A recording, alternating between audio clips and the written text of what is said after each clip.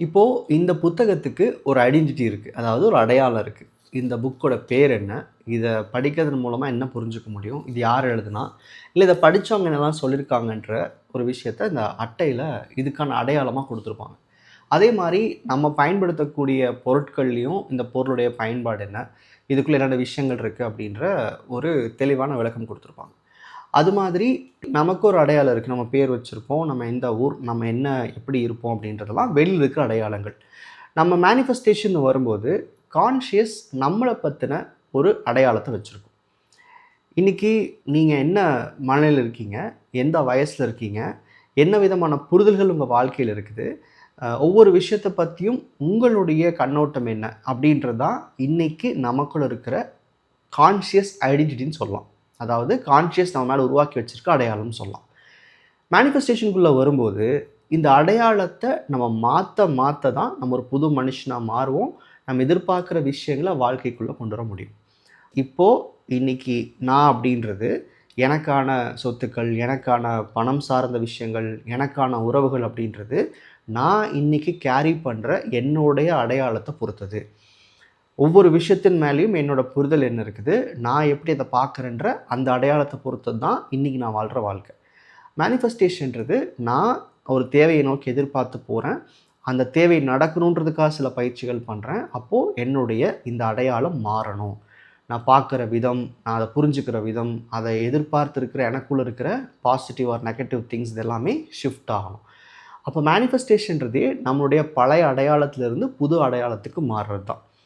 இப்போது இந்த overall transformation period அப்படின்றது நான் புரிஞ்சுக்கிட்ட வரைக்கும் 3லேருந்து 4 மாதம்.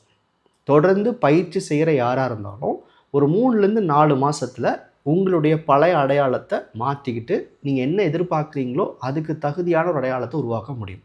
நான் சொல்கிறது எகெயின் வெளியிருக்கிற பேர், நம்ம போடுற ட்ரெஸ், இந்த புக் கவர் அந்த மாதிரி கிடையாது. உள்ளே நம்ம மாறுறது.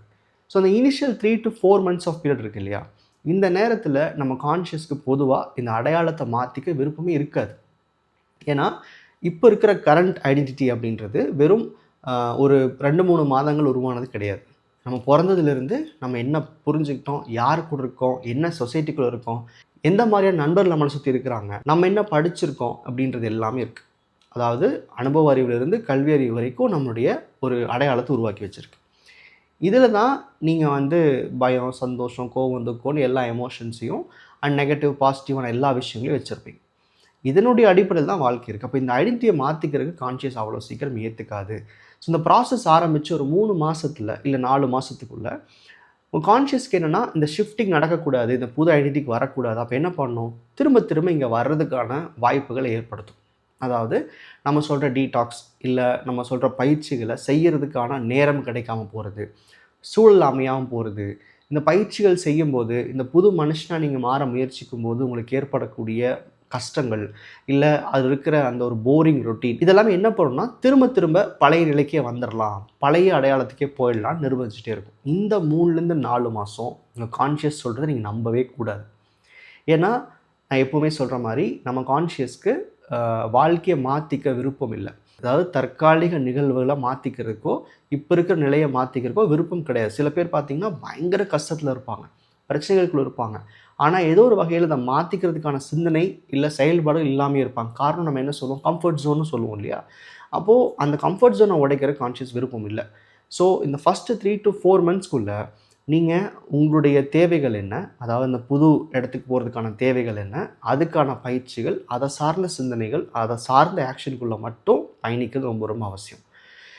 இந்த டிரான்ஸ்ஃபர்மேஷன் பீரியடை ஒன்ஸ் நீங்கள் தாண்டிட்டீங்க அப்படின்னா உங்கள் கான்ஷியஸ்னால் உங்களை திரும்ப பழைய இடத்துக்கு கொண்டு வர்றது அவ்வளோ ஈஸி கிடையாது. ஏன்னா ஒரு டிரான்ஸ்ஃபர்மேஷன் அப்படின்றது புது வாய்ப்புகளை உருவாக்க ஆரம்பிக்கும், புது விஷயங்களை உருவாக்க ஆரம்பிக்கும், புது விஷயங்களை கற்றுக் கொடுக்கும். அண்ட் உங்கள் புது வாழ்க்கை எப்படி இருக்குன்ற அந்த புரிதலை ஓரளவுக்கு உங்களால் வந்து உங்களுடைய கான்ஷியஸ்க்கு எஜுகேட் பண்ண முடியும். அதுக்கப்புறம் கான்ஷியஸ்க்கே பழைய வாழ்க்கைக்கு போக விருப்பம் இருக்காது.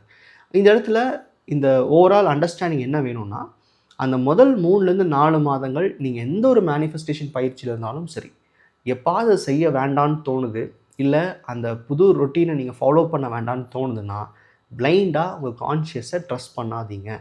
ஏன்னா உங்கள் கான்ஷியஸ்க்கு இன்னும் புது விஷயத்தை பற்றின புரிதல் வராதனால தான் இந்த மாதிரி உங்களை வந்து பின்னோக்கி இழுத்துட்டு போகுது.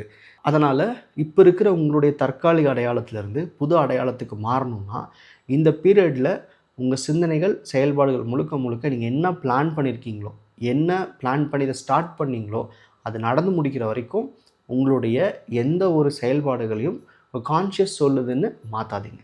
சுச்சுவேஷன்ஸ் வருதுன்னு மாறாதீங்க. மேனிஃபெஸ்டேஷன் பண்ணும்போது இந்த இனிஷியல் பீரியடான அந்த ஃபஸ்ட்டு 3 to 4 மந்த்ஸை கடக்கிறவங்க மட்டும்தான் மேனிஃபெஸ்டேஷன் ப்ராசஸை முழுமையாக புரிஞ்சுக்கவும் முடியும், அதன் மூலமாக பலனை அடைய முடியும். நன்றி.